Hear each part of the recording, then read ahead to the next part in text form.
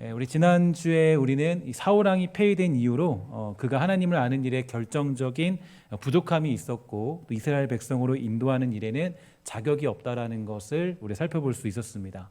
그것은 이 사울의 개인적인 문제라기보다는 더 넓게 살펴보면 하나님이 누구시고 또 하나님을 믿고 따른다는 것이 무엇을 의미하는지에 관한 성경의 깊은 가르침이 거기에 담겨져 있는데요. 다윗은 하나님의 간섭, 하나님의 도우심을 받아서 믿음의 본질적인 부분을 훈련받아 하나님이 그에게 믿음이 무엇인가를 가르쳐 주시지만, 사울은 인간 중에서 괜찮아 보이는 사람으로 뽑혔지만 그는 하나님의 간섭이 없는 인생으로 살게 되었습니다.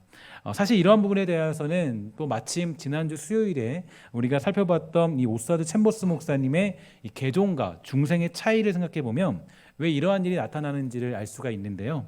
챔버스 목사님의 이야기를 조금 정리해서 말씀을 드리면 이런 말씀이 있었죠. 개종은 자극을 받은 인간의 노력을 의미하고, 그러한 기독교인들은 눈은 열렸을지 모르지만 여전히 하나님께 받은 것이 아무것도 없는 사람들을 의미한다, 이렇게 되어 있고요. 또한 중생이라는 것은 성령의 인도하심으로 말미암아 예수 그리스도의 권위에 의해 죄의 용서를 받게 되는 경지로 이끌려진 것을 가리켜 중생이다, 이렇게 표현해 주었습니다. 결국에 진짜 택함 받은 백성들, 그 백성들은 하나님의 신실하신 계획과 이 섭리 가운데 택정함을 입어서 성령의 도우심으로 말미암아 간섭받는 그런 인생을 가리키죠. 그러니까 하나님이 우리의 인생을 간섭하셔서 우리가 또 하나님의 자리 인도하신 가운데 부름받게 하시는 것, 그게 하나님의 뜻이라고 볼 수가 있습니다.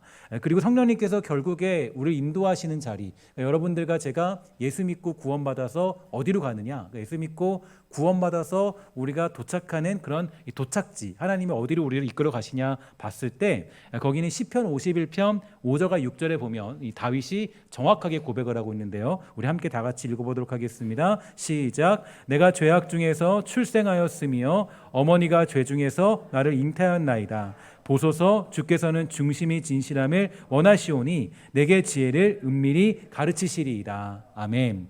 그러니까 이 말씀이 굉장히 중요한 것은 결국 우리가 예수 믿고 구원받아서 성령이 이끌어가는 자리는 어떤 내가 신비하고 대단한 일을 행하는 자리가 아니라 결국 내가 죄인이라는 사실을 깨닫도록 하는 그 자리, 그러니까 내가 죄악 중에 출생한 존재입니다. 하나님의 가르침이 없으면 나는 살아갈 수 없습니다. 이것을 깨닫게 하는 곳으로 성령님이 우리를 인도하신다는 것입니다.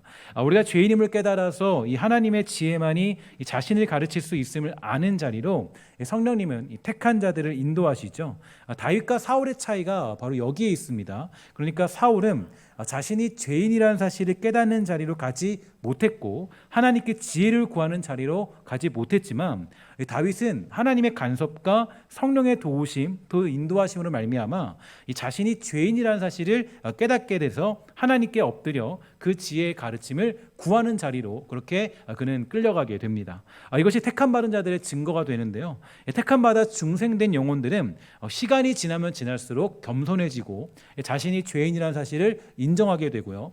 하나님의 은혜만을 구하며 살아가게 되죠.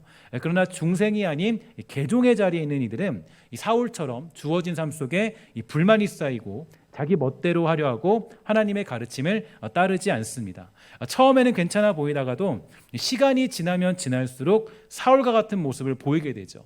물론 제가 지난 수요일에도 말씀을 드렸지만 그렇다고 해서 지금 잠깐 보이는 모습, 지금 저 사람에게 이 죄인된 모습을 살펴볼 수 없다, 이 고백을 하는 자리가 없다, 이것 때문에 지금 현재 그 사람의 구원과 이 택함 받은 것을 판단할 수는 없겠지만, 그래도 이제 다만 이 얘기가 어떤 게 중요하냐면 이 자기 자신을 점검하고 또 내가 무엇을 향해 나의 신앙을 정진해야 되는지는 알 수가 있다라는 거예요. 그러니까 우리가 신앙의 자리, 나의 신앙의 정진은 이겁니다. 내가 죄인이라는 사실을 매일같이 깨닫게 되는 자리로 가는 거예요. 그러니까 내가 죄악 중에 출생하였다, 이 사실을 내가 매일같이 깨닫게 되면 그거는 내가 신앙의 길을 바르게 가는 것입니다. 그러니까 이게 바로 신앙의 정진을 위해서는 굉장히 필요한 신앙의 목표고 그리고 완성이라고 말할 수가 있습니다.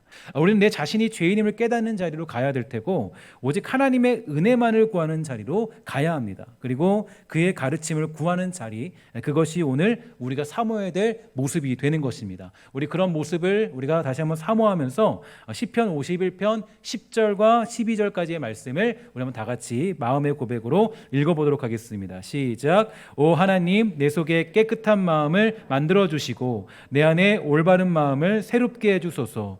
나를 주 앞에서 쫓아내지 마시고 주의 성령을 내게서 거두어 가지 마소서. 주의 구원에 대한 기쁨을 내게 다시 주셔서 내가 주께 순종하게 하소서. 아멘. 그러니까 이것이 바로 중생받은 자, 이 구원받은 자가 가져야 될 마음이 됩니다. 내 속에 정한 마음을 창조하시고 나를 버리지 마시고 주의 성령을 거두지 마소서. 나를 붙드소서. 이러한 바람이야말로 저와 여러분들에게 있어야 될 바람이고 고백이고 소원이 되는 것입니다. 저는 우리 교회가 정말 간절히 소망하는 것은, 또 목회자로서 또 정말 여러분들과 하나님 앞에 소망하는 것은 우리 교회가 개종된 사람들이 모이는 교회가 아니라 이 중생의 복을 누리는 교회, 즉 내가 죄인임을 깨닫고 주께 엎드려 하나님의 은혜만을 구하는 주의 백성들이 있는 교회, 그런 교회가 되기를 저는 간절히 소망합니다. 우리 모두가 죄인임을 인정하면서 주 앞에 엎드려 은혜를 구하는 백성으로 살아가는 기적이 우리 모두에게 있게 되기를 주의 이름으로 간절히 부탁을 드리겠습니다. 특히 오늘 본문 42절을 보면 이런 내용이 담겨져 있는데요. 그 블레셋 사람이 둘러보다가 다윗을 보고 업신여기니 이는 그가 젊고 붉고 용모가 아름답더라, 이렇게 되어 있습니다. 이 표현은 이 사무엘이 엘리압을 만나서 그가 왕의 용모를 가진 것처럼 보고 있다가 이 하나님은 그가 아니라 다윗이라고 하면서 다윗을 보여주셨을 때 표현된 문장과 비슷한 내용이죠. 그때 사무엘이 처음으로 이 다윗을 만났을 때 느꼈던 것은 이런 내용이었습니다. 그의 빛이 붉고 눈이 빼어나고 얼굴이 아름답더라. 처음에 사무엘이 다윗을 만났을 때 느꼈던 그 모습이죠. 그런데 지금도 이렇게 표현되는 것을 볼 때 이 말은 다윗이 정말로 아름답다거나 잘생기고 괜찮은 외모를 가졌다라고 하기보다는 다윗은 매우 초롱초롱하고 어린 사람이다, 이런 내용이 담겨져 있는 것입니다. 그러니까 이게 뭔가 어떤 다윗의 외모를 드러내서 외모가 왕이 될 만한 상이다, 그 다윗이 어떤 괜찮은 외모를 가졌다, 아름답다, 뭐 이렇게 생각하는 것이 아니라 이것은 사실 어떤 의미를 담고 있냐면 다윗은 굉장히 앳되다, 어리다, 이런 표현이 여기에 담겨져 있다라는 것이죠. 이 사실이 왜 중요하냐면 이 많은 사람들이 생각하기를 다윗이 뽑힌 이유가 그의 외모 때문이라고 생각도 하기도 하는데요. 오히려 오늘 본문에서는 그러한 외모로 인하여 업심여기는 것을 볼 때 다윗이 기름 부음 받은 것은 외모나 외적인 조건이 조금도 없다라는 것을 알 수가 있게 되죠.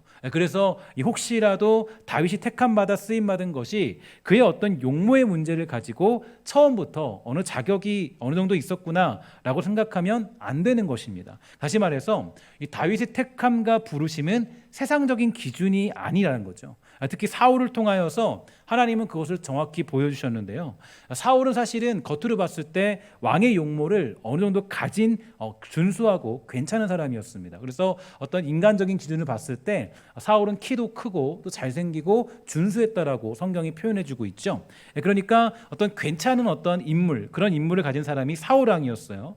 그러나 다윗은 그렇지 않습니다. 사울과는 전혀 반대예요. 그러니까 이 다윗은 오히려 키도 굉장히 작고 또 어리고 부족해 보였다, 앳됐다, 이렇게 표현이 되고 있습니다. 그러나 택함 받은 사람은 사울이 아니라 다윗이었다는 것을 볼 때 하나님의 택하심의 기준은 어떤 우리의 조건과 능력에 근거하지 않다라는 것을 알 수가 있습니다. 심지어 다윗의 용모보다 그의 큰형 엘리압이 더 그 왕으로서 인정받을 만한 외모를 가지고 있었지만 하나님의 택함은 어떤 다윗이었다는 것을 볼 때 우리는 다시 한번 다음의 말씀을 기억해 볼 수 있습니다. 신명기 7장 7절인데요. 이렇게 표현하고 있죠.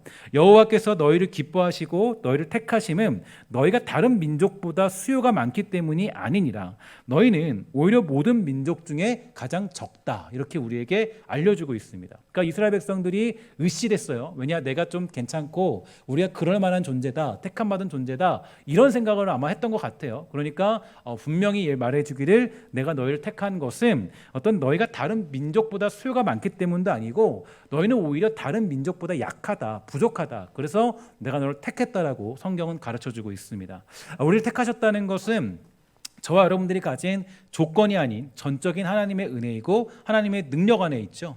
전적인 하나님의 은혜는 저와 여러분들을 죄에서 구원하셨고 우리로 하여금 주의 백성으로 살아가게 만듭니다. 오늘 이런 하나님의 은혜를 깨달아서 다시 한번 그 은혜를 사모하고 또 부름받은 백성답게 살아가는 기적, 또 그런 믿음의 신앙들이 저와 여러분들에게 있게 되기를 저는 간절히 소망합니다. 그래서 부름받은 백성답게 하나님의 은혜를 알고 내가 죄인임을 고백하는 것, 그것이야말로 우리가 깨달아야 될 모습이 될 것입니다.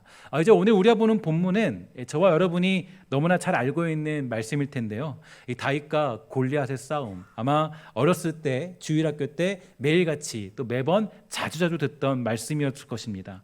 분명히 그렇게 많이 들었던 말씀이 다윗과 골리앗의 싸움인데요. 하지만 이 중에서도 아직 한 번도 듣지 못했거나 잘 듣지 못했던 분들이 있기 때문에 조금 잠시 이 본문의 내용을 설명을 드린다면, 이 어느 날 이스라엘과 블레셋의 전쟁이 벌어지게 되었습니다. 그런데 블레셋에는 너무나 잘 알려진 장수, 유명한 그런 강력한 골리앗이라는 사람이 있었는데요. 그는 키가 무척이나 크고요, 장사였기 때문에 그가 걸치고 있는 장비와 무기만 해도 엄청나다라고 성경은 표현해주고 있죠. 그래서 블레셋은 매우 당당했습니다. 전쟁 중에도 분명히 말하고 있기를 만약에 나와 너와 싸워서 만약에 내가 이기면 내가 너희의 종이 되고 만약에 내가 이기면 너희가 우리의 종이 되라, 이렇게 말할 정도로 굉장한 당당함을 가지고 있었죠. 그래서 이 이스라엘을 모욕하면서 심지어 하나님도 모욕하는 지경에 이르게 되었지만 문제는 이스라엘에 골리앗과 싸울 만한 사람이 한 명도 없었다라는 거예요. 이게 참 비극이에요. 그러니까 참 이 하나님 택한 백성들인데 한 명도 그 군사들 중에, 군사들이잖아요. 모인 사람이 군사들인데 그들 중에 골리앗과 싸울 사람이 없어요. 비극이죠. 굉장히 큰 비극이에요. 그러니까 사실 저는 이걸 보면서 느꼈던 게 저기 뒤에서 오던, 그러니까 형들에게 도시락 갖다 주던 이 다윗이 그 얘기를 듣고 들었느니라 이렇게 딱 성경에 나오거든요. 근데 사람들은 벌벌 떨었다 그래요. 근데 군사들인데 장수를 보고 벌벌 떨고 있어요. 그건 그건 싸울 수가 없는. 그러니까 이거는 완전히 이스라엘 땅이 완전히 비극적인 시대를 맞이하고 있다는 겁니다. 그러니까 이 군인 중에 아무리 그래도 내가 무슨 바위 위에 계란으로 쳐봐야 되는 거잖아요. 그러니까 이게 해야 되는데 그런 사람이 없어요. 군인 중에 한 명도 없다라는 거예요. 그러니까 이스라엘에는 골리앗과 싸울 만한 인물이 한 명도 없어서, 심지어 사울 왕도 싸울 생각을 안 했어요. 골리앗과 싸우는 것 자체가 죽음을 의미할 뿐 아니라 그렇게 대단한 힘을 가진 사람이 존재하지 않는 나라가 이스라엘의 형편이었습니다. 근데 바로 그때 그러한 모습을 보게 된 다윗, 이 다윗은 자신이 나가서 싸우게 해달라고 요청했고요. 그 모습을 보던 형들과 주변 사람들이 그를 말렸고 우습게 여겼지만 이 다윗의 요청에 아무런 답도 찾을 수 없던 사울은 다윗을 결국에 이 전쟁에 보내기로 작정합니다. 뭔가 어떤 하나님께 응답받아 보낸 게 아니라 답이 없는 거예요. 아무도 안 싸우니까 이거 그냥 저 조그만 애가 싸워도 그냥 싸우겠다. 하나님이 응답해서 준 게 아니라 그냥 이게 싸울 수가 없는 상황에 싸운 거예요.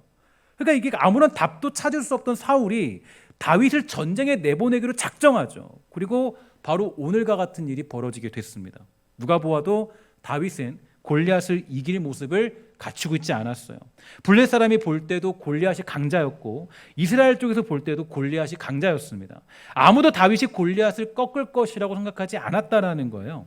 그러나 오직 한 사람, 그 한 사람은 승리를 장담했는데 그가 바로 누구냐? 하나님을 의지했던 다윗이었습니다.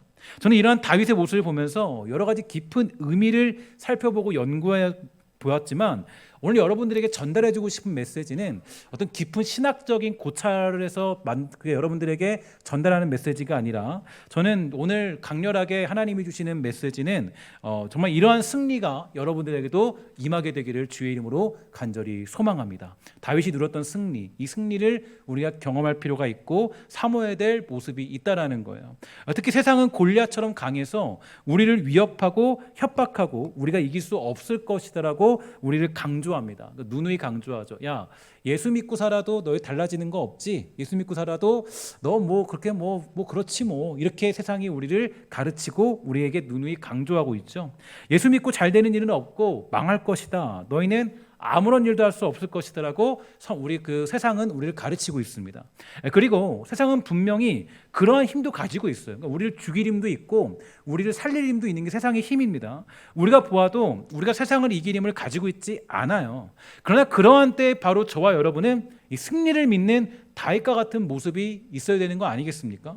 그러니까 모든 사람들이 볼 때 우리는 승리할 조건을 가지고 있지는 않지만 이 만군의 주 여호와의 이름으로 나아갈 때 우리는 승리한다라는 자신감이 있어야 되는 것 아니겠냐, 이 말입니다. 사실 교회도 그렇죠. 지난번에 주일 저녁에 오셨던 나무행 김성호 선교사님과 제가 한 1시간 정도 이야기를 나누면서 그런 생각을 들었어요. 그분이 뭐라 그러냐면 이렇게 말합니다.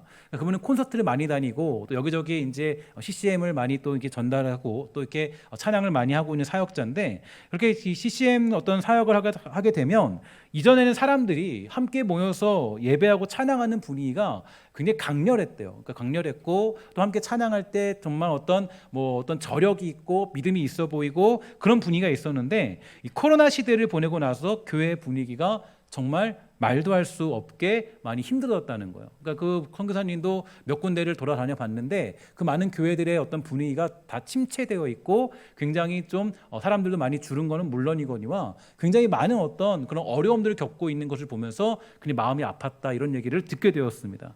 저야 매일같이 신성교회에 있으니까 이 전체적인 교회 분위기를 다 알 수는 없겠지만 저도 이제 이렇게 다 또 듣게 되고 또 선교사님 통해서 또 여러 교회를 다녀보고 있는 그분의 얘기를 듣게 되니까 정말 많은 교회들이 어렵다라는 이야기를 많이 듣게 됩니다. 정말 요즘 시대야말로 교회는 이 다윗이 맞이한 형국과 같은 그런 상황이고 세상은 골리앗처럼 되고 말았습니다.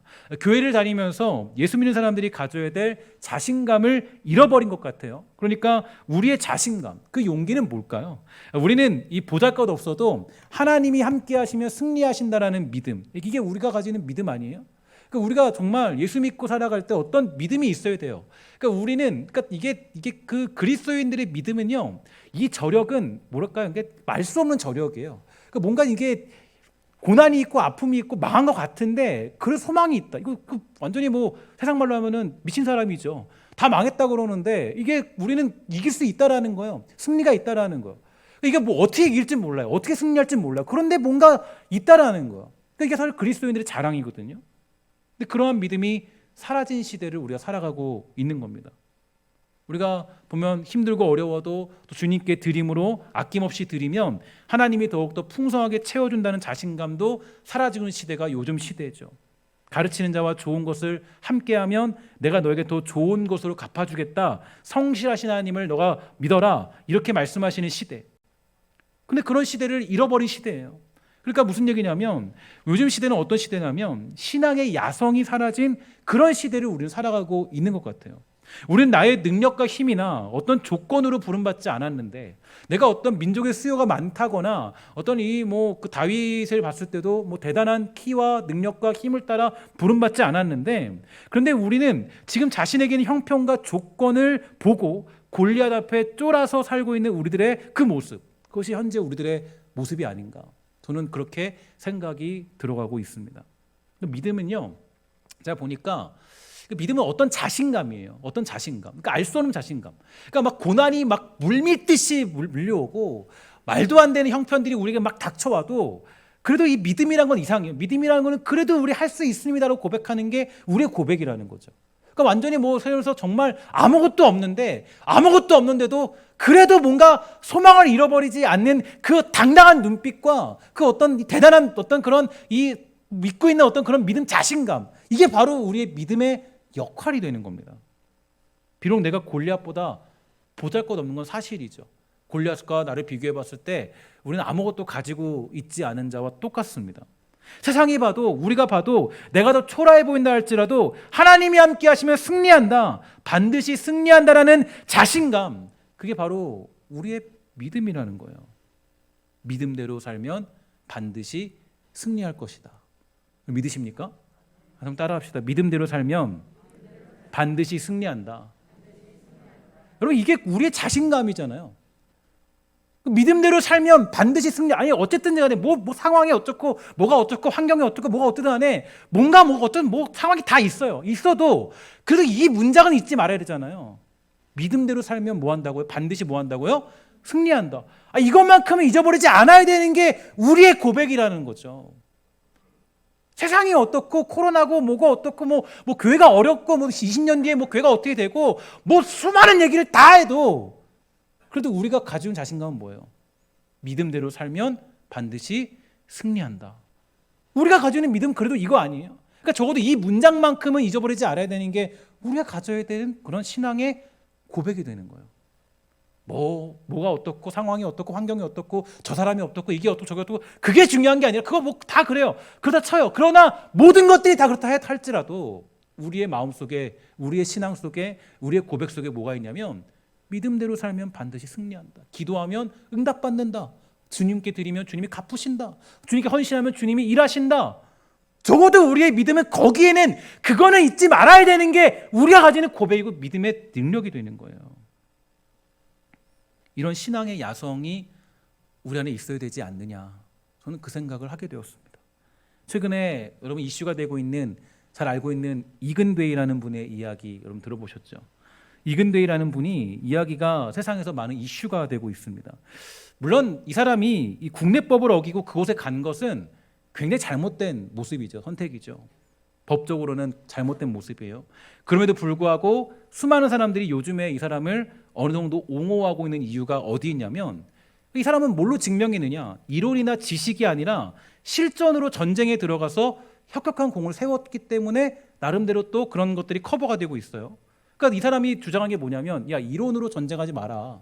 이론으로 전쟁할 필요 없다. 실제로 그는 전쟁을 치렀고 그러한 도전을 통해 군인으로서의 야성을 그는 보여주게 되었습니다. 저는 절대로 지금 여기서 그가 잘했다, 잘못했다 이 얘기하고 싶은 게 아니에요. 제가 말씀드린 요지는 그 야성이 좀 부러웠어요. 그러니까 무슨 얘기냐면 군인이 예를 들어 군인이 만약에 지식으로만 싸우면 그거 뭐 누가 못하겠어요. 제가 지난주에 제가 정말 너무 기대하고 봤던 한 TV가 없으니까 스마트폰을 봤는데 프로그램을 하나 했는데 그때 뭐냐면 한국과 브라질의 축구 경기였어요. 남자들은 많이 봤을 텐데 보게 되니까 답답해가지고 거의 뭐 밥을 이렇게 몇 개 얹혀 먹은 것 같은 느낌이 들었습니다. 말은 제가 막 그 영상을 보면서 야 이렇게 하면 되냐 뭐 돌려라 어쩌고 아우 답답해 죽겠다 별얘기 다 했어요. 별얘기 다 했는데 저는 뭐 사실 별얘기 다 해도 저는 선수가 아니니까 저는 뭐 말할 건 없어요. 그냥 저 혼자 신나가지고 그냥 괜히 얘기하고 비판하는 거죠. 실전에 들어가 보지 않은 사람과는 사실은 이게 차원이 다른 거예요. 그러니까 이런 군인도 마찬가지죠. 군인도 뭐 그런 얘기가 있더라고요. 50년 정도 전쟁하지 않으면 그 군인이 쓸모가 없대더라. 그러니까 우리가 때로는 어떤 이 어떤 영적 싸움이나 믿음 생활을 굉장히 지식적으로, 이론적으로, 계산적으로 하려고 그래요. 아니 우리가 세상에서 계산이 빠르잖아요. 계산이 빠르니까 그런지 몰라도 계산이 빠르니까 우리가 이 믿음 생활도 계산하면서 하려고 해요. 계산하면서. 이게 안 되니까 저거 안 되고 저게 안 되고 저게 안 되고 저러니까 저거 안 되고 그게 저거 안 되고 그러면 믿음 생활을 어떻게 해요? 사실 신앙은 뭐냐면 안 되는 중에도 소망을 바라는 것 그게 신앙이죠. 그게 믿음이잖아요. 성경이 늘 강조하잖아요. 늘 말씀드리지만 신앙은 계산하면 되는 일이 없습니다. 계산하면 언제나 그 답은 될 수 없다가 정답이에요. 신앙생활 중에 계산해서 답이 나오는 건 없어요. 마태복음 14장 13절 이하를 보면 그런 내용이 잘 등장하고 있죠. 예수께서 들으시고 배를 타고 떠나서 따로 빈들에 가시니 무리가 듣고 여러 고을로부터 걸어서 따라간지라. 예수께서 나오사 큰 무리를 보시고 불쌍히 여기사 그 중에 있는 병자를 고쳐주시니라. 저녁이 되매 제자들이 나와 이르되 이곳은 빈들이요 때도 이미 저물었으니 무리를 보내어 마을에 들어가 먹을 것을 사 먹게 하소서.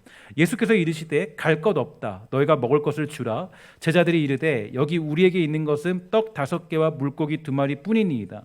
이르시되 그것을 내게 가져오라 하시고 무리를 명하여 잔디 위에 앉히시고 떡 5개와 물고기 2마리를 가지사 하늘을 우러러 축사하시고 떡을 떼어 제자들에게 주시매 제자들이 무리에게 주니 다 배불리 먹고 남은 조각을 12바구니에 차게 거두었고 먹은 사람은 여자와 어린이 외에 5,000명이나 되었더라. 아멘. 이 말씀 믿으십니까? 이 말씀 믿으세요? 이게 우리가 너무 중요한 말씀이에요. 이 말씀을 믿고 있다라는 것은 우리가 우리의 계산법으로는 하나님의 일을 감당할 수 없다라는 거예요. 예수님은 큰 무리를 불쌍히 여기시고 그 중에는 병자를 고쳐주십니다. 그런데 사람들이 날이 저물어서 배가 고파지는 때가 되었고 예수님은 이들을 먹이라고 명령하시죠. 하지만 아무리 계산을 해봐도 답이 나오지 않습니다. 자신들이 가진 돈도 없고 날이 저물어 가는 그때 5,000명이나 되는 이 사람을 먹이는 일은 불가능해 보였기 때문이에요. 계산으로는 절대 답이 나오지 않으니까 제자들이 계산하고 또 계산하고 또 생각해보고 그렇게 말합니다. 여기 겨우겨우 거둔 게 하나 있는데 뭐냐면 떡 5개랑 물고기 2마리밖에 없어요. 이걸로 뭘 하시겠어요, 예수님? 이걸로 우리 먹기도 모자라요. 우리가 지금 몇 명인데 우리만 해도 12명, 13명이에요, 주님. 머리를 아무리 굴려도 아무리 생각을 하고 점검을 해봐도 절대로 5,000명 이상 되는 사람들을 먹이는 것은 불가능했습니다. 그러나 예수님은 이미 다른 계획을 가지고 있는 하나님이시죠. 예수님은 그들을 먹이기로 작정하셨고 그들을 매우 배불리 먹이는 것도 모자라서 매우 많은 양의 그런 양식들이 남게 될 정도가 되었다라고 성경은 우리에게 강조해주고 있어요. 우리 생각으로는 골리앗 앞에 서 있는 다윗 아니겠습니까? 아무리 봐도 골리앗이 유리하고 다윗은 이길 힘을 가지고 있지 않았습니다. 그러나 다윗은 그러한 것을 계산하지 않았어요. 그저 믿음으로 그 자리에 서게 되었고 믿음으로 다윗은 골리앗을 이겨낼 수 있었다라는 거예요. 아까도 말씀드렸지만 이 부분에 대해서 이 다윗과 골리앗에 대해서 조금 더 심오한 이야기를 여러분들과 나눠볼 수 있습니다. 하지만 저는 이 말씀을 묵상하면서 그런 마음이 들었어요. 우리에게 도전이 필요하다. 도전 정신이 필요하다. 믿음의 야성이 회복되어야 한다는 것입니다. 믿음의 야성을 잃어버린 사람들은 하나님의 능력을 경험할 수 없기 때문이에요. 믿음의 야성을 잃어버린 교회는 결국 매일같이 얘기하는 게 손에 쥐고 있는 물고기 2마리와 떡 5개밖에 없습니다라고 이야기할 수밖에 없습니다. 우리가 열심히 노력해봤자 물고기 2마리와 떡 5개밖에 없어요. 예수님은 5,000명 이상을 능히 먹이고도 엄청난 양을 남길 수 있는 분이신데 그 능력은 경험도 하지 못하고 평생을 물고기 2마리와 떡 5개 붙잡고 살아가는 것입니다. 믿음은 불가능을 가능케 하는 힘을 가지고 있음을 여러분 믿으시기를 주의 이름으로 간절히 부탁을 드리겠습니다. 믿음은 불가능을 가능케 하는 거예요. 그러니까 믿음은 불가능을 가능케 해요. 믿음은 다윗이 골리앗을 능히 이겨낼 수 있으므로 자신 있게 살아가는 것입니다. 인간에게는 5성이 있다 그래요. 인성, 지성, 감성, 영성, 야성이 있다고 합니다. 야성은 들판의 잡초 정신, 야인 정신을 의미하죠. 원래 기독교 신앙은 이 야성에 기초하고 있지 않습니까? 75세 아브라함이 가나안 땅으로 한 걸음씩 전진했던 것이 바로 신앙의 야성입니다. 모세가 바로와 대결하러 갔던 일, 갈렙이 노년에도 헤브론 땅을 차지하겠다고 장담했던 일, 이게 바로 신앙의 야성이 되죠. 특히 딘데스일 영은 말하길 갈렙은 노년에도 청년의 힘과 활력과 낙관적인 전망을 가졌다 이렇게 평가했습니다. 또한 알렉산더 맥칼라렌은 갈렙을 가리켜서 그린 올드 에이지, 즉 무슨 얘기냐면 푸른 노인이다. 무슨 얘기냐면 나이가 들어도 신앙의 야성을 잃지 않던 사람이었다고 얘기해요. 우리도 마찬가지예요. 신앙의 연수가 흐르면 흐를수록 우리는 계산법이 빨라지는 것이 아니라 믿음으로 이루어지는 신앙의 세계를 경험하고 그 일을 바라며 소망을 가져야 돼요. 될 수 없는 중에 바랄 수 없는 중에 바라는 그 믿음을 선포하는 게 믿음의 윗세대가 해야 될 일들이고 그것이 우리가 가져야 될 비전의 세대의 모습이 되는 것입니다. 될 수 없는 중에 일하시는 하나님, 바랄 수 없는 중에 이루시는 하나님, 그 하나님을 믿고 도전하는 믿음의 정신이 우리에게 필요한 것입니다. 이것이 우리가 회복해야 될 신앙의 야성이죠. 한번 따라합시다. 기도하면 이루어진다. 이게 우리의 믿음이잖아요. 기도하면 된다. 아무리 어려워도 기도하면 된다. 아주 너무 기본적인 믿음의 야성이에요. 그런데 우리 그거 안 믿어요. 그죠? 잘 안 믿어요. 기도해도 뭐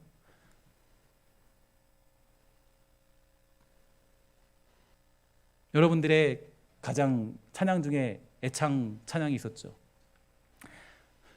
할 수 있다 하신 이는 나의 능력 주 하나님, 그죠? 이게 여러분들의 찬양 고백이죠. 매일같이 불렀던 찬양. 할 수 있다 하시니는 나의 능력 주 하나님. 그러면 그거 다음 세대에게 물려줘야 되는 거잖아요. 야, 우리 하나님은 할 수 있다 하시니야. 그분은 나의 능력의 하나님이야. 그분은 바랄 수 없는 중에 이루는 하나님이야. 그게 여러분들과 제가 윗세대로서 해야 될 일들 아니겠어요? 근데 요즘 이 시대는 오늘 다윗이 골리앗에게 외쳤던 그 고백과 선포를 잃어버린 시대가 된 것 같아서 저는 무엇보다 마음이 아프고 속이 상한 그런 마음이었습니다. 계산하면서 신앙생활하며 내 손에 남는 것은 물고기 2마리와 떡 5개지만 믿음으로 신앙생활하면 나에게 남는 것은 5,000명을 능히 먹이고도 남을 정도의 축복. 이게 우리들의 믿음이 되는 것입니다. 어워 맨모너스 목사님의 이 코뿔소 교회라는 책이 있는데요. 그 책에서는 우리의 신앙이 이 코뿔소 같은 야성을 회복해야 한다고 말합니다. 저도 요즘 시대에 이 책을 여러분들이 또 보면 좋겠고 또 이런 내용을 좀 귀담아 들으면 좋을 것 같아요. 그러면서 이 코뿔소의 특징을 이렇게 정의하고 있어요. 이 코뿔소는 9m 앞까지밖에는 보지 못한다고 한다. 시속은 48km까지 나온다. 코뿔소 무리가 9m까지밖에 보지 못한다고 달리는 것을 주춤할까? 그렇지 않다. 그들은 방향을 정하면 9m 뒤에 뭐가 있든지 간에 전속력으로 뿔을 향하고 달려간다. 이 코뿔소 무리를 명하는 단어를 크러쉬라고 하는데 이는 바로 충돌이다. 달릴 때만 크러쉬가 아니라 물가에서 어슬렁거리는 무리 또한 내재된 잠재력으로 크러쉬라고 부른다. 코뿔소는 9m밖에 대한 걱정이 없다. 오히려 걱정할 건 상대다. 이렇게 표현하고 있어요. 제가 이걸 보면서 야, 우리가 사실 믿음이란 거 그런 거 아닌가? 믿음의 야성을 가진다라는 건 사실은 코뿔소 같은 믿음 가지는 거지. 그러니까 사실 믿음으로 하면 된다, 이루어진다. 이게 우리의 믿음의 기본적인 정신이잖아요. 이게 기본의 정신이 있어야 실패도 맛보고 어려움도 맛보고 은혜를 구하면서 엎드려서 기도도 하고 그러는 거 아니겠어요? 그런데 이 기본 정신이 사라지니까 믿음의 야성이 사라진 시대, 전쟁을 한 번도 치르지 못했던 시대, 골리앗을 보고 한 명도 싸울 수 없는 군대, 그게 우리의 현실이 아닌가 생각이 들게 돼요. 사실 우리의 믿음은 어쩌면 이런 코뿔소 같은 신앙을 가지는 것이라고 정의할 수 있죠. 하나님 앞에 백날 물고기 2마리와 떡 5개밖에 없습니다라고 현실을 한탄하는 것은 아무런 의미가 없어요. 예수님은 물고기 2마리 말고 모든 것을 하실 수 있는 자기 자신을 발견하기를 원하셨지만 제자들은 예수님을 발견하지 못하고 오히려 예수님을 타박하고 원망하기만 했습니다. 우리들도 그럴 때가 있죠. 믿음은 온데간데 없고 계산하는 신앙으로 전락해버릴 때가 있어요. 믿음이라는 거는 우리의 계산법을 버리는 거예요. 어떤 일이 있으면 그것을 믿음으로 대입을 해야 되지 내가 가진 계산법으로 플러스 마이너스 하기 시작하면 절대로 답이 나올 수가 없어요. 요즘에 교회들 그렇죠. 교회들 보면 그 미래학자들이 늘 얘기했어요. 뭐라 그러면 2030년 되면 교회는 없어질 거다. 제가 대학교 때 듣던 얘기예요. 대학교 때 듣던 얘기가 30년이 되면요 교회가 전부 다 문을 닫을 거래요. 한국 교회가. 그런데 이제 조금 30년이 좀 가까워졌어요. 조금 지날 것 같아요. 평가가 다 그래요. 시대가 다 그렇다고요. 그러니까 우리의 어떤 현실과 내가 가진 어떤 우리의 어떤 판단과 우리의 계산으로 보면 답이 없어요. 믿음 생활에 답이 없다고요. 그런데 우리는 우리의 계산법으로 대입을 하는 것이 아니라 우리의 삶의 플러스는 바로 믿음이라는 걸 대입을 하는 거예요. 여러분들의 삶과 우리의 삶이 정말 믿음의 능력을 경험하기 위해서는 거기에다가 믿음을 곱해야지 우리가 가진 현실을 곱하면 우리가 전혀 아무런 것도 누릴 수가 없게 되는 거예요. 신앙은 계산으로 완성되거나 능력을 경험하지 않아요. 코뿔소처럼 믿음으로 달려야 됩니다. 오늘 다윗은 마치 코뿔소 같은 모습을 보이죠. 그는 지금 계산하지 않았어요. 계산했다면 골리앗을 이길 수 없었을 거예요. 저 골리앗을 어떻게 이길까 연구하지 않았습니다. 만약에 그게 중요했다면 연구했다라고 성경이 강조하고 있을 거예요. 그러나 연구하지 않았어요. 그게 중심이 아니었다라는 거예요. 생각은 했겠죠. 그러나 그것이 중심이 아니었다라는 거예요. 자기가 할 수 있는 일은 돌팔매질밖에 없었고 그게 유일한 무기였어요. 하나님은 그의 돌팔매질 그 하나로 쓰임 써주셨고 그가 바로 하나님은 모욕하는 이야기를 다윗이 들었을 때 하나님의 백성들이 할례받지 못한 사람들에게 두려워 덜러 떠는 모습을 보게 하셨고 코뿔소처럼 돌진하는 다윗을 허락해 주신 거예요. 9m밖에 보지 못하는 코뿔소처럼 다윗은 전진하게 된 것입니다. 그리고 하나님은 다윗에게 승리를 허락해 주신 거죠. 사랑하는 여러분, 믿음은 코뿔소처럼 달려가는 것이 우리의 믿음인 줄 믿습니다. 계산하지 않는 인생, 그게 우리의 믿음 생활의 기초예요. 부족해도 물고기 2마리와 떡 5개를 드리면 하나님이 일하시는 것입니다. 다윗이 골리앗과의 싸움에서 계산했다면 그는 싸울 용기를 가질 수 없었을 거예요. 골리앗과 싸우다니 말도 안 돼. 골리앗을 어떻게 이겨? 조금만 지체했다면 감정적으로 호언장담했을지라도 내가 미쳤지? 내가 왜 그랬을까? 후회하면서 싸우는 장소에 나오지 않았을지도 모르겠습니다. 그러나 오늘 본문에 등장하는 다윗은 코뿔소 같은 믿음을 가지고 있었어요. 믿음으로 서면 반드시 뭐 한다고요? 승리한다. 믿음으로 가면 반드시 승리한다. 이게 바로 다윗의 믿음이었어요. 이게 우리가 가져야 될 믿음이고 회복이에요. 그럼 다시 한번 고백합시다. 믿음으로 가면 반드시 승리한다. 믿음으로 살면 반드시 승리하는 거, 이게 기초예요. 이게 기초라고요. 이게 우리의 신앙의 야성이고 시작이라고요. 근데 우리가 너무나도 그 기초적인 본질의 믿음들을 우리가 잃어버린 시대를 살아가고 있습니다. 오늘 우리에게도 이러한 믿음의 야성이 회복되기를 주의 이름으로 간절히 소망합니다. 신앙의 야성이 회복되어서 믿음을 행한다면 하나님은 반드시 우리에게 갚아 주실 것이죠. 특히 말라기 3장에는요, 그 계산법에 빠져서 그 사람들이 그 시대의 사람들이 막 계산을 해요. 계산하다 보니까 주님께 드린 게 아까운 거예요. 그 11조 드릴 때 어떻게 했냐면 좋지 않은 거, 썩은 거 이런 거 하나님께 바쳤어요. 막 그들이. 왜 좋은 거 자기가 먹어야 되니까. 그러니까 막 난리를 치고 있는 거예요. 그래서 하나님이 너무 섭섭하고 너무 화가 나니까 그런지 몰랐지만 하나님 이렇게 얘기해요. 말라기 3장 10절부터 이렇게 얘기합니다. 만군의 여호와가 이르노라, 너의 온전한 11조를 창고에 들여 나의 집에 양식이 있게 하고 그것으로 나를 뭐라 그래요? 시험하여 내가 하늘 문을 열고 너에게 복을 쌓을 것이 없도록 붙지 아니하나 보라. 만군의 여호와가 이르노라, 내가 너희를 위하여 메뚜기를 금하여 너희 토지 소산을 먹어 없애지 못하게 하고 너희 밭에 포도나무 열매가 기한 전에 떨어지지 않게 하리니 너희 땅이 아름다워짐으로 모든 이방인들이 너희를 복되다 하리라. 만군의 여호와의 말이니라. 아멘. 이 말씀을 계산적으로 보면 이거 받아들일 수 없어요. 아니 내가 그 돈으로 다른 거 하는 게 낫지 주님께 드리는 게 낫습니까? 사실 그 사람 생각이 맞아요. 그런데 하나님이 말하는 거, 야 시험해 봐. 그러면 너가 믿음으로 살면 어떻게 되는지 봐라. 믿음으로 살면 반드시 너희 승리할 것이다. 하나님이 강조해주고 있는 거예요. 이런저런 생각으로 계산하며 살아가면 오병이어의 기적은 경험할 수 없습니다. 계산하며 살면 언제나 우리는 골리앗에 두려워 벌벌 떨고 있는 사람이 될 수밖에 없다라는 거예요. 사실 저는 이 말씀이 저에게도 굉장히 중요한 말씀이 되었고 특별히 신학생들 또 목회를 하는 사람들에게는 또 굉장히 중요한 말씀이라고 생각합니다.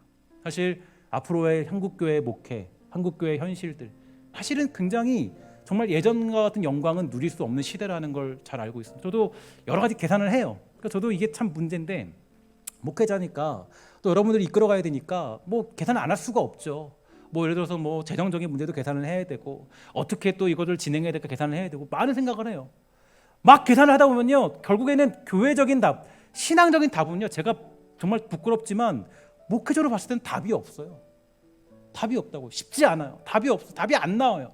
제가 사실 이 말씀을 보면서 사실 여러분들을 향한 말씀이기도 하지만 저는 정말 이 말씀이 저에게 주신 말씀 같았습니다. 야 내가 언제 너희 계산하라 그랬냐? 계산하지 말고 믿음으로 살아. 그럼 내가 반드시 너에게 승리를 줄 거야. 이게 하나님이 주시는 메시지였어요. 저는 제가 누렸던 하나님의 메시지를 여러분들도 똑같이 누리게 되기를 주의 이름으로 간절히 소망합니다. 우리가 믿음으로 살면 반드시 뭐 한다고요? 승리한다. 이게 여러분들의 기초적인 믿음이고 회복해야 될 믿음이 되는 줄 믿습니다. 한 주 동안 믿음으로 살아내시고 한 해 동안 그래도 한 해가 마쳤을 때 그랬으면 좋겠어요. 믿음으로 살아보니까 목사님 하나님이 주신 게 너무 많아요. 믿음으로 살아보니까 하나님이 채워주신 게 너무 많더라고요. 믿음으로 살면 반드시 승리한다. 저는 그 말 믿고 한 해 동안 살았더니 은혜 누렸어요. 그런 고백과 간증들이 여러분들과 저에게 나타나게 되기를 주의 이름으로 간절히 소망합니다. 우리 기도하도록 하겠습니다. 하나님 감사합니다. 하나님 저도 모르게 목회자지만 또 저도 모르게 예수 믿고 살아가는 백성이라고 자부하지만 자꾸 계산하고 자꾸 하나님 앞에 엎드려서 살아가지 못하고 믿음으로 살지 못하는 저의 형편없는 모습을 확인하게 됩니다. 하나님 먼저 저를 용서해 주시고 궁휼히 여겨 주셔서 하나님 앞에 내가 믿음으로 살기에 부족함 없는 주의 백성 되도록 허락하여 주시고 하나님 목회자로서 더욱 정말 하나님 앞이 보이지 않는 한국교회 깜깜한 현실 속에서 빛을 들고 한 걸음씩 달려가는 용기와 담대함을 먼저 저에게 허락하여 주시옵소서. 사랑하는 주의 백성들 붙잡아 주셔서 우리 사랑하는 성도들이 신앙의 야성을 잃어버리지 않기를 소망합니다. 하나님 정말 골리앗이 그 앞에 섰을 때 군인들 중에 단 한 명도 싸우겠다고 얘기한 적이 없었습니다. 군인들 중에 단 한 사람도 내가 싸워보겠습니다, 그래서 한번 붙어보겠습니다라고 자신 있게 서 있던 사람이 한 명도 존재하지 않았던 건 마치 우리 한국교회 현실을 이야기하는 것 같아 굉장히 속이 상하고 마음이 어렵습니다. 하나님 혹시 우리 교회가 혹시 그런 이스라엘 어떤 형편의 모습과 같은 교회는 아닌지요? 혹시 골리앗이 우리를 넘보고 있고 그가 우리를 강력하게 우리를 잡아먹듯이 물어보고 있어서 혹시 우리가 벌벌 떨며 두려워하며 혹시 믿음으로 사는 것을 우리가 정말 거절하고 있지는 않은지 생각해 봅니다. 사랑하는 우리 백성들 모두가 다윗과 같이 되어서 그 골리앗을 능히 이기고도 남는 복되고 아름다운 승리를 사랑하는 백성들에게 주님 허락하여 주시옵소서. 모든 말씀 예수님의 이름으로 간절히 기도합니다. 아멘.